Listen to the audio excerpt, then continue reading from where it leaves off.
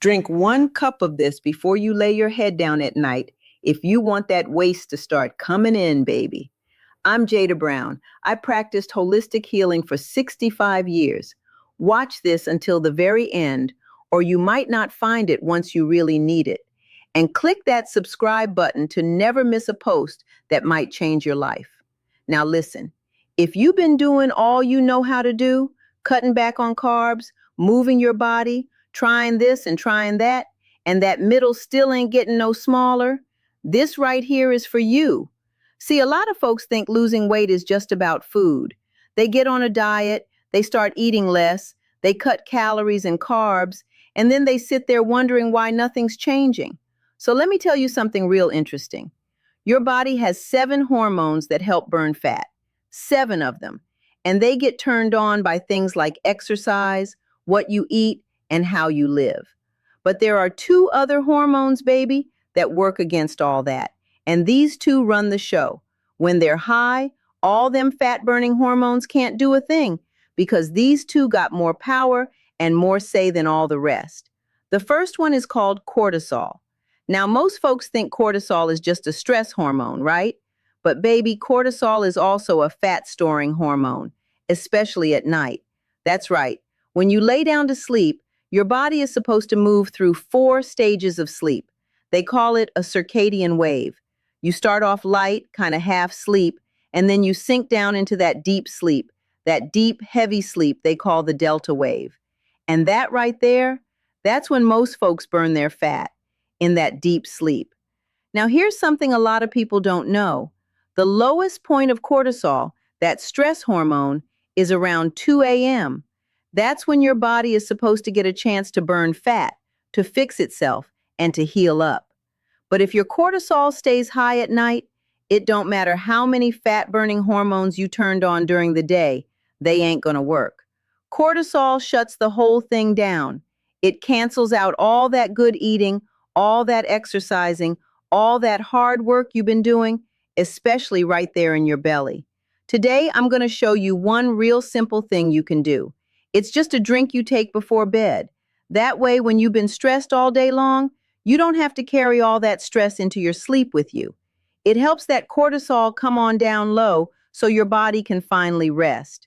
And when that stress settles, your body can tap into that fat and you can wake up with a smaller stomach, baby. Because most of your fat burning don't happen while you up moving around. It happens while you sleeping, if you sleeping good. Now listen to this part real close. When you exercising, when you dieting, you ain't actually burning fat right then and there. What you doing is sending messages to your body, hormone messages. And your body answers them messages about 24 to 48 hours later, if you sleeping and if you getting that deep, heavy sleep, that deep delta sleep, baby. I had this one woman, bless her heart. She was eating everything just right. She was in the gym all the time. Over 1 whole year, baby, she lifted more than 3 million pounds. Now guess how much weight she lost that whole year? Just 1 pound. 1. And the reason wasn't her food. It wasn't her effort. It wasn't her discipline. It was her cortisol. Her stress hormone stayed too high, and it kept her from sleeping good. And without good sleep, all that hard work didn't do a thing for her body. So listen close. It ain't just about what you eat. It ain't just about moving your body more. It's about understanding them hormones that quietly block your progress. And the other one you probably already heard about, insulin. Insulin is a fat-storing hormone, baby. When insulin is high, all them fat-burning hormones just shut down. They don't work. So cortisol and insulin, they work together like troublemakers. When cortisol goes up, it tells your body you in danger. So your body starts making sugar for fuel, even breaking down your own muscles, like your legs or your backside, just to survive. That extra sugar raises insulin even more, so one feeds the other. And here's the hard part, baby. When your cortisol stays high and you don't calm it down before sleep, you don't rest good. And when you don't rest good, the next day you crave all the wrong foods. You wake up already stressed with cortisol high again, and the whole cycle starts over. That's why sleep matters so much, sugar. See, folks love to tell you, oh, you just need more willpower. You just need more discipline. Mm-mm. That sounds good, but it ain't the truth. Willpower and discipline don't work when you're stressed out. You know it, I know it. You see it with your family, your friends, and even yourself. The moment stress shows up, that willpower goes right out the window. Discipline packs its bags and leaves too. That's why it's so important, baby, to keep that stress hormone cortisol as low as you can, especially if you're trying to shrink that belly. And the way you do that, good, deep sleep.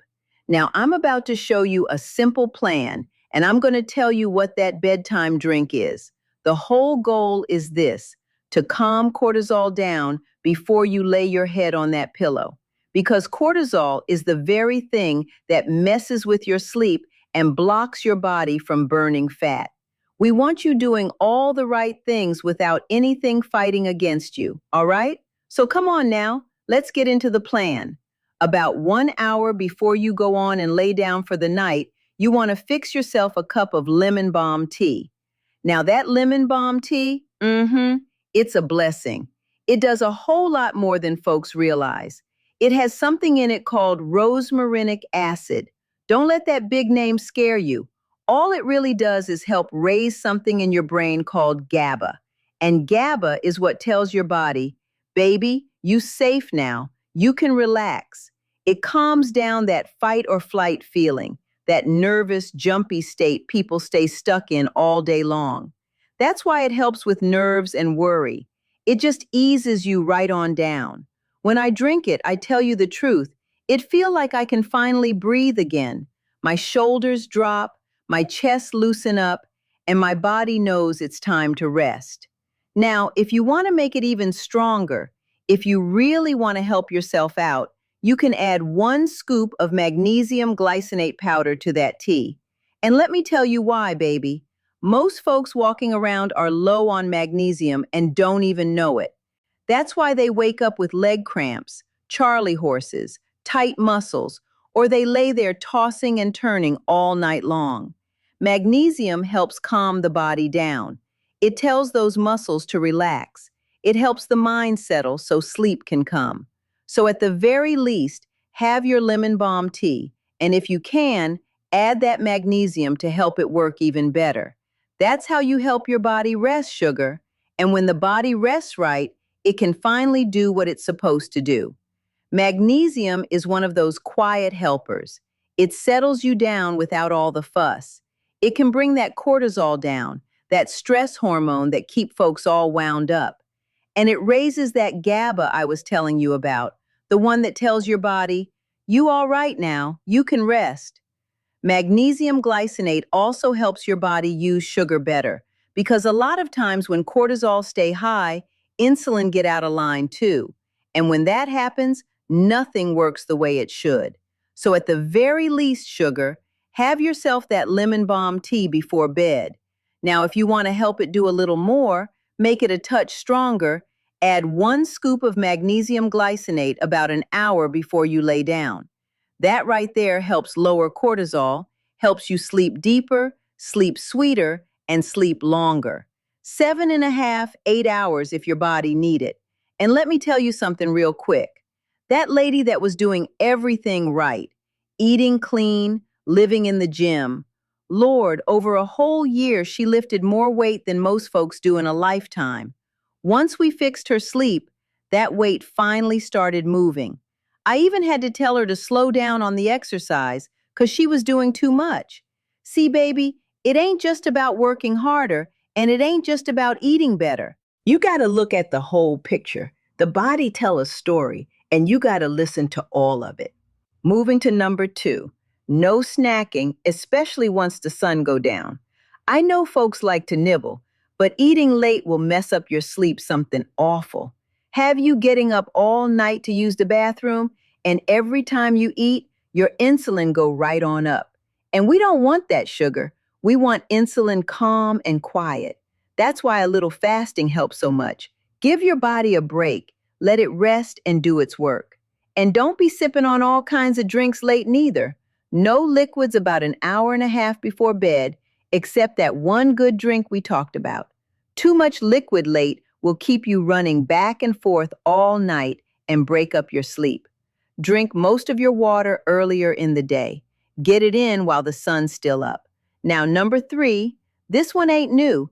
Cut back on them carbs. Why?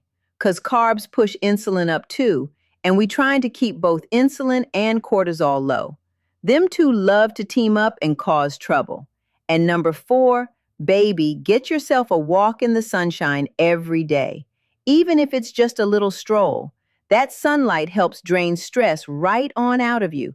It lifts your mood, gives you that feel-good serotonin, helps your body make vitamin D, and tells your brain when it's time to sleep. That sunshine during the day helps your body make melatonin at night. Number 4 got so many blessings tied to it. I do number 4 every single day, even in the wintertime, because it matter that much. Don't you skip it. Now, number 5, this one real important.